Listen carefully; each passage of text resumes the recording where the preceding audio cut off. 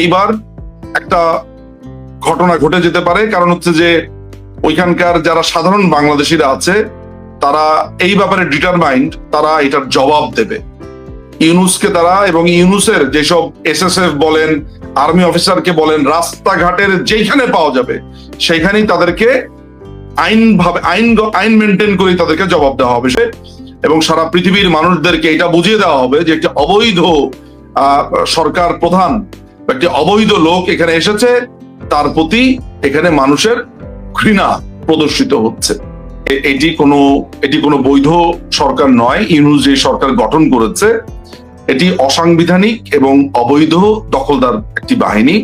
ইউনূসকে সেখানে এটা জানিয়ে দেওয়া যে তুমি বাংলাদেশের কেউ নও, তুমি অবৈধভাবে বাংলাদেশে চেপে বসে আছো, তুমি এই রাষ্ট্রের তুমি কেউ না, তুমি একটি ষড়যন্ত্রকারী, তুমি পশ্চিমের এজেন্ডা নিয়ে বাংলাদেশকে একটি পশ্চিমা যুদ্ধক্ষেত্র বানাবার জন্য তুমি বাংলাদেশে এসেছো, তুমি বাংলাদেশকে একটি ব্যাটলফিল্ড বানাতে চাচ্ছ, তুমি বাংলাদেশের মানুষের ভাগ্য নিয়ে ছিনিমিনি খেলেছো, তুমি একটি নির্বাচিত সরকারকে অবৈধভাবে তুমি উৎখাত করে তুমি এখানে ক্ষমতা দখল করে আছো। এই সমস্ত কিছু জানিয়ে দিতে আমরা সেখানে যাব। কেউ কেউ বলছেন যে এই যে ডিনসোরার কথা বললেন, লন্ডনে কিংবা জুতা নিক্ষেপ কিংবা কালো পতাকা, তো সেটি যদি লক্ষ্যভ্রষ্ট হয়ে কোনোভাবে এই মির্জা ফখরুল কিংবা জামাতের নেতাদের দিকে যায় বা অ্যাক্সিডেন্টালি যদি তাদের গায়েও পড়ে, সেটার দায় দায়িত্ব কে নেবে, কি হবে তখন? এমপি আচরণ করছে যে ছাগলের ৩ নম্বর যে বাচ্চা আছে তার ৩ নম্বর বাচ্চার মতো। শুনতে খারাপ শোনা যাচ্ছে আমার বক্তব্যটা, কিন্তু দিস ইজ দ্য রিয়েলিটি। বিএনপিতে তো আইনজীবী আছে, বিএনপিতে তো এমন না যে না তারা আইন জানে না। দেখুন, বিএনপি কি এই জিনিসটা বোঝে না যে এই যে ইউনূস এরা অবৈধ, এরা বলছে তারা 106 অনুচ্ছেদের আলোকে তারা সরকার গঠন করেছে, যেটা কমপ্লিটলি মিথ্যা কথা। কারণ ওই সময় 106 অনুচ্ছেদের আলোকে যেভাবে সরকার গঠনের কথা বলা হচ্ছে, সেখানে সরকার গঠন তো আসলে না, সেখানে সুপ্রিম কোর্টের একটা মতামতের প্রসঙ্গ আসে, সেই অনুযায়ীও আসলে এই ইউনূসরা গঠিত হয়নি। বাংলাদেশের সংবিধানে ইন্টারিম গভর্নমেন্ট বলে কিছু নেই। কেন আমি এই 106 অনুচ্ছেদ আর ইন্টারিম গভর্নমেন্ট কথাটা আনলাম মারুফ ভাই? এর কারণ হলো মির্জা ফখরুলরা একটা অবৈধ ঘটনার সাথে সহযোগী হিসেবে আবির্ভূত হয়েছে। আমাদের যে সংবিধান রয়েছে, আমাদের সংবিধানের, আমি আপনাকে রেফার করব আমাদের সংবিধানের 7-এর 1, এখানে পরিষ্কার করে বলা আছে, 7-এর কয়ের 2, এখানে পরিষ্কার করে বলা আছে যে এই ধরনের অবৈধভাবে ক্ষমতা দখল যারা করেছে তাদেরকে যারা সমর্থন দিবে তারাও রাষ্ট্রদ্রোহী। আমি জানি না যে মির্জা ফখরুল আসলে বা বিএনপি কেন এই জিনিসটা বুঝতে পারছে না যে বাংলাদেশের সংবিধান অনুযায়ী ইউনূসকে তারা কোনোভাবে সমর্থন দিতেই পারে না, এবং তারাও কেন এই পাপের সহযোগী হচ্ছে এটাও আমার বোধগম্য না। এখন আপনি আমাকে বলতে পারেন যে এই যে 5ই আগস্টের ঘটনা, এই ঘটনাতে বিএনপিও জড়িত ছিল, অবশ্যই, ফলে তারা এই সহযোগী হিসেবে এই ঘটনাতে তারাও এখানে দায়বদ্ধ আছে। ভবিষ্যতে বিচার হলে এই মির্জা ফখরুলেরও বিচার হবে। এই বিএনপি যদি আজকে ইলেকশনে যায়, এই ইলেকশনের মাধ্যমে গঠিত সরকার সমস্ত কিছু অবৈধ হবে। এই বলে না যে একটা কথা আছে গ্রাম বাংলাতে যে ভালো পিঠটা খাউজায়া খাউজায়া কইরা ফালাইছে। তো এই ভালো পিঠটা মানে বিএনপি যদি এখন ক্লিন থাকতে চায়, তারা পরিষ্কার করে বলবে যে আদালতে তত্ত্বাবধায়ক সরকারের যেই রিভিউ পিটিশনটি এখন শুনানির মধ্যে আছে, তত্ত্বাবধায়ক সরকার যদি ফেরত আসে, তাহলে মাননীয় প্রধানমন্ত্রী, বাংলাদেশের মাননীয় প্রধানমন্ত্রী শেখ হাসিনা, তিনি কিন্তু ইচ্ছা করলে সিদ্ধান্ত নিতে পারেন, তার সরকার ইচ্ছা করলে আপনার রিজাইন করতে পারেন, সেটা সাংবিধানিক ভাবেই হবে, এবং তখন সেটা মিউচুয়াল আন্ডারস্ট্যান্ডিং এর মাধ্যমে তখন তত্ত্বাবধায়কের মাধ্যমে ইলেকশন হলেও হতে পারে যদি সেটা ফেরত আসে। যদিও আমি পরিষ্কারভাবে বলছি যে এই আদালতের মাধ্যমে কোনো সিদ্ধান্তকেও আমি মানতে নারাজ, কারণ এখন যে প্রধান বিচারপতি আছে এটাও অবৈধ। এই কোনো বৈধভাবে আসেনি, এটি কয়েকটি ছাত্র তাকে এখানে বসিয়েছে। আমাদের যে সাংবিধানিক রুলস আছে, প্রসিডিউর আছে, এই অনুযায়ী এই প্রধান বিচারপতিও আসেনি। ফলে একমাত্র বাংলাদেশের সাংবিধানিক এই জটিলতা কাটতে পারে কিভাবে? ইউনূস এখান থেকে তাকে লাথি মেরে এখান থেকে সরানো হোক, মাননীয় প্রধানমন্ত্রী আবারও প্রধানমন্ত্রী হিসেবে তার সিদ্ধান্ত অনুযায়ী তিনি সিদ্ধান্ত নেবেন, সেই সিদ্ধান্তগুলো অনুযায়ী প্রধান বিচারপতি, তত্ত্বাবধায়ক সরকার এগুলোর একটা সুরাহা হতে পারে। আদারওয়াইজ এই যে পুরো পাপে ডুবে আছে, অর্থাৎ ক্ষমতা দখল, অবৈধ সাংবিধানিক ভাবে ক্ষমতাতে আসা, আমাদের সংবিধানকে যদি মানতে হয়, কারণ এই সংবিধানের অধীনেই কিন্তু এরা আবার বলেছে এরা শপথ নিয়েছে, ফলে সংবিধানকে কিন্তু তারা এড়াতে পারেনি। তারা যদি একটা নিজের সংবিধান বানিয়ে একটা সরকার গঠন করত, তাহলেও একটা কথা ছিল যে ওরা যে বলছে আমরা বিপ্লব করেছি, রেভলিউশন করেছি, তাহলে আমি একটা যুক্তি দিয়ে বোঝাতে পারতাম ঠিক আছে ওরা একটা সংবিধান এনেছে, সেটা আমি মানবো কি মানবো না পরের কথা, তাও একটা যুক্তি থাকতো। সংবিধানের আন্ডারে শপথ দিয়েছে, আবার বলে সংবিধান মানবো না। ফলে এই যে আমাদের সংবিধানের 7 ক আছে, 1 আছে, এই সমস্ত কিছু অনুযায়ী এরা অবৈধ। এই মির্জা ফখরুল এই অবৈধ ঘটনার একটা সহযোগী। ভবিষ্যতে মির্জা ফখরুল বেঁচে থাকলে তারও বিচার হবে, এই আন্ডারে যারা যারা সমর্থন দিয়েছে প্রত্যেকের বিচার হবে। এটা আমি সংবিধানের আলোকে এই কথাটা বলতে পারি। এই হচ্ছে ব্যাপার। যে মির্জা ফখরুল ভুল করছে। এখন এই ক্ষেত্রে আরেকটু যে নিউ ইয়র্কে, আমি আজকে নিউ ইয়র্কে দুজনের সঙ্গে আমার কথা হয়েছে, এবং আপনার মতো যারা ইউকে থেকে আবার যাবেন পরিস্থিতি দেখতে, তেমন একজনের সঙ্গে কথা হয়েছে। সেইখানে বিএনপি, জামাত এবং এর বাইরেরও কিছু লোকজন জোটবদ্ধ হচ্ছেন, এবং তারাও এয়ারপোর্টের আশেপাশে ভিড় করবেন, কিংবা হোটেলের আশেপাশে, ভেন্যুর আশেপাশে তারা ভিড় করবেন আওয়ামী লীগ যাতে তাদের উপরে কোনো, অর্থাৎ ডক্টর ইউনূস কিংবা বিএনপি জামাত নেতাদের উপরে কোনো রকম আক্রমণ না করতে পারে। তার মানে কি সেখানে একটি বাংলাদেশের যে সংঘাতময় রাজনীতি আমরা এর আগে দেখেছি, সেরকম একটা সংঘাতময় পরিস্থিতি কি সেখানে নিউ ইয়র্কে হওয়ার আশঙ্কা আছে? আপনি কি মনে করেন যদি এরকম হয় যে কোনো একটু তারা জুতা দেখালো, কিংবা বিক্ষোভকারীরা জুতা দেখালো, কিংবা ডিম ছুড়লো, তাহলে বিএনপি জামাত তারাও তো বসে থাকবেন না? তার মানে সেখানে কি একটা সংঘাতের আশঙ্কা আছে কিনা? ডেফিনেটলি আছে। আপনার প্রশ্নের এক কথার উত্তর হচ্ছে ডেফিনেটলি আছে। মির্জা ফখরুলকে ব্যক্তিগতভাবে আমি অত্যন্ত সজ্জন এবং আমি একজন ভদ্রলোক হিসেবে সবসময় বিবেচনা করি। লোকটা বিএনপির রাজনীতি করলেও মানুষ হিসেবে তাকে আমার অত্যন্ত নিপাট ভদ্রলোক বলে মনে হয়। যদিও পলিটিক্যালি আমাদের বিরুদ্ধে তো কত কথাই বলে, কিন্তু আমি যদি ধরেন পলিটিক্স এর উপরে উঠে গিয়ে একটা নর্মাল মানুষ হিসেবে বিবেচনা করি, মির্জা ফখরুলকে আপনার একজন ভদ্রলোক বলা যেতে পারে। আমি জানি না এই ভদ্রলোক, তার তো রাজনৈতিক প্রজ্ঞা আছে, দীর্ঘদিন ধরে রাজনীতি করেছেন, এই জার্নিতে তিনি কেন সেখানে সামিল হয়েছেন আমার এটা মাথার উপর দিয়ে যাচ্ছে। সেইখানে একটা ভয়ঙ্কর রকমের সংঘর্ষের সম্ভাবনা আছে।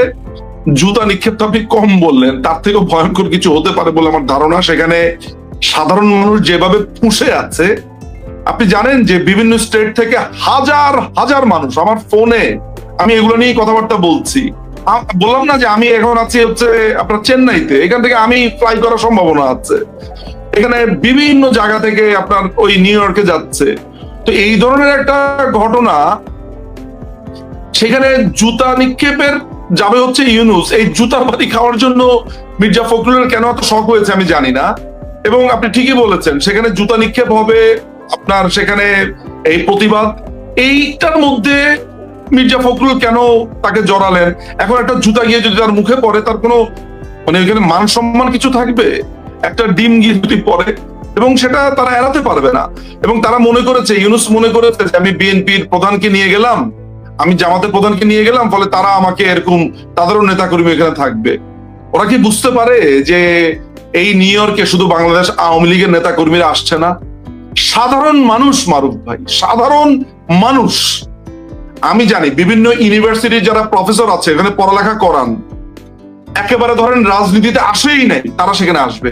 শত শত ডক্টরস, ইঞ্জিনিয়ার্স, বিভিন্ন প্রফেশনাল, সাধারণ মানুষ, ব্যবসায়ী সেখানে উপস্থিত হবে। মানে নিউ ইয়র্ক একটা কার্নিভালের মতো অবস্থাতে পরিণত হয়েছে। আজকে কয় তারিখ? আজকে 20 তারিখ। অলমোস্ট আপনার 22 তারিখ একটা প্রোগ্রাম আছে, 26 তারিখে তো মেইন প্রোগ্রাম, অলমোস্ট রওনা দিয়ে দিয়েছে। আমি তো আমার তো এক পা আমি নিউ ইয়র্কে দিয়েই রেখেছি। আমার খালি মার অসুস্থতার কারণে করতে পারছি না, তা না হলে আমি আজকেই প্লাই করে ফেলতাম। মানে ব্যাপারটা এমন আর কি। ফলে একটা বড় ধরনের ঘটনা ঘটতে যাচ্ছে, এরা বুঝতেও পারছে না যে এরা নিজেদেরকে এই পাপের মধ্যে, এই পঙ্কিলতার মধ্যে নিজেদেরকে টেনে নিয়েছে, যার কোনো দরকারই ছিল না। এই ক্ষেত্রে এই যে যে সংঘাতপূর্ণ বা আশঙ্কা করা হচ্ছে, সবার মধ্যে এই আশঙ্কাটা আছে।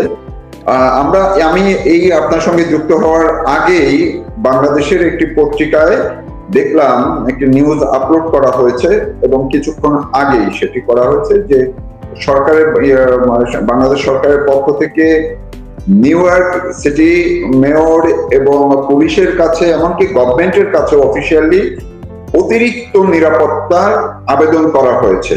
এটা যুক্তরাষ্ট্রের বাংলাদেশে যে অ্যাম্বাসি থেকে করা হয়েছে, অর্থাৎ অন্য স্টেট, অন্য নেতারা বা অন্য দেশের রাষ্ট্রপ্রধানরা, সরকার প্রধানরা যে প্রোটোকল পাবেন তার চেয়ে যাতে অতিরিক্ত নিরাপত্তা দেওয়া হয়, সেখানে উল্লেখ করা হয়েছে যে আওয়ামী লীগ এরকম প্রতিবাদ করতে পারে এইটার জন্য।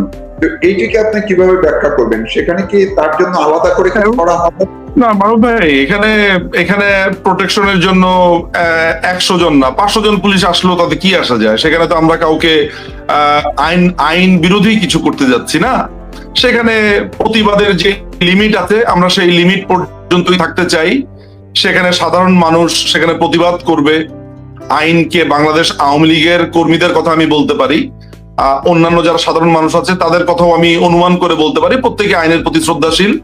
আমেরিকাতে বাক স্বাধীনতার ব্যাপারটা খুবই স্ট্রং, সেখানে মানুষের মত প্রকাশ করতে দেওয়া হয়।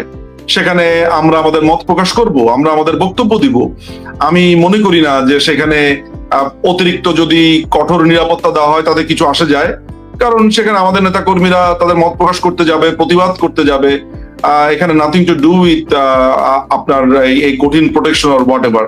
তবে হ্যাঁ, তারা ভয় পাচ্ছে, তারা মনে করছে যে তাদেরকে পচা ডিম নিক্ষেপ করা হবে কিনা, জুতা নিক্ষেপ করা হবে কিনা, সেগুলো নিয়ে তারা ভয় পাচ্ছে।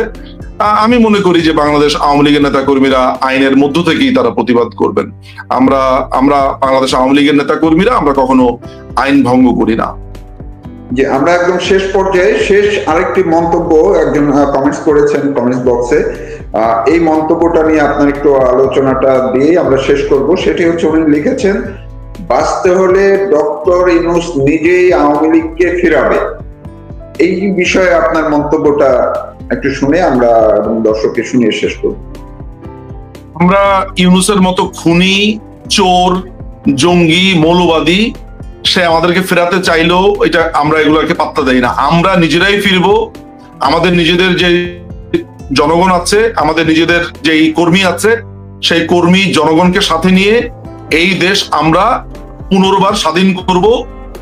আমরা এই দেশে 1972 সালের সংবিধান অনুযায়ী মুক্তিযুদ্ধের যে স্পিরিট, সেটিকে বুকে ধারণ করে এই দেশকে আমরা যেভাবে রেখেছিলাম 5ই অগাস্টে, সেখান থেকে আমরা শুরু করব।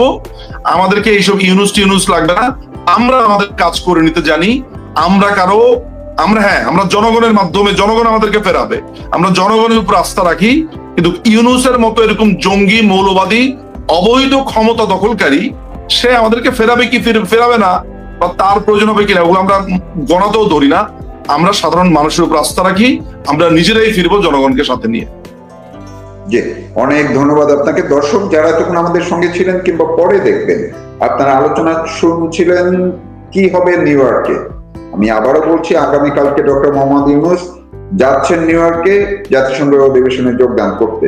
কিন্তু এই যাওয়াটি নর্মাল যাওয়ার নয় বা সাধারণ যাওয়ার নয়, কারণ এর আগে তিনি লন্ডনে গিয়ে যে অপমান অপদস্থ হয়েছেন, এবার নিউ ইয়র্কে তার চেয়ে অনেক ব্যাপক মাত্রায় প্রস্তুতি চলছে তাকে হেনস্থা করা বা তার প্রতিবাদ জানানোর জন্য। সেই প্রতিবাদের ভাষা কি হবে, রং কেমন হবে, প্রক্রিয়া কি থাকবে, সেটি নিয়ে কথা বলবেন ব্যারিস্টার নিজাম মজুমদার। পাশাপাশি সেখানে মির্জা ফখরুল ইসলাম আলমগীর যাচ্ছেন, জামাত নেতারা যাচ্ছেন। তারা কেন যাচ্ছেন, তাদের উপরে এই বিষয়টি কিভাবে প্রভাব ফেলছে, এসব নিয়ে কথা বলছেন। আশা করি আপনারা আপনাদের সময় সুযোগ মতো শুনলে আপনাদেরও ভালো লাগবে এবং কিছু জানতে পারবেন। সবাই ভালো থাকুন, সুস্থ থাকুন, নিরাপদে থাকুন এবং অবশ্যই নিউ ইয়র্কের ঘটনা প্রবাহের দিকে খেয়াল রাখুন আগামী কয়েকদিন। সবাই ভালো থাকুন। ধন্যবাদ ব্যারিস্টার নিজাম মজুমদার, আপনাকে আবারও কৃতজ্ঞতা জানাচ্ছি, ধন্যবাদ জানাচ্ছি। আবার হয়তো অন্য কোনো বিষয় নিয়ে কথা হবে। তো এবার আপনার সঙ্গে একটু দীর্ঘ গ্যাপ গেছে, আশা করি এত গ্যাপ না। আগামী সপ্তাহে আপনার সঙ্গে আবার নিউ ইয়র্কে থাকা অবস্থায় ডক্টর ইউনূস আপনার সঙ্গে আমরা এটা নিয়ে আপডেট করবো, ডেফিনেটলি আমরা নিউ ইয়র্কের ঘটনা নিয়ে আপডেট করবো। আপনাকে অনেক ধন্যবাদ। I really love to join your programme.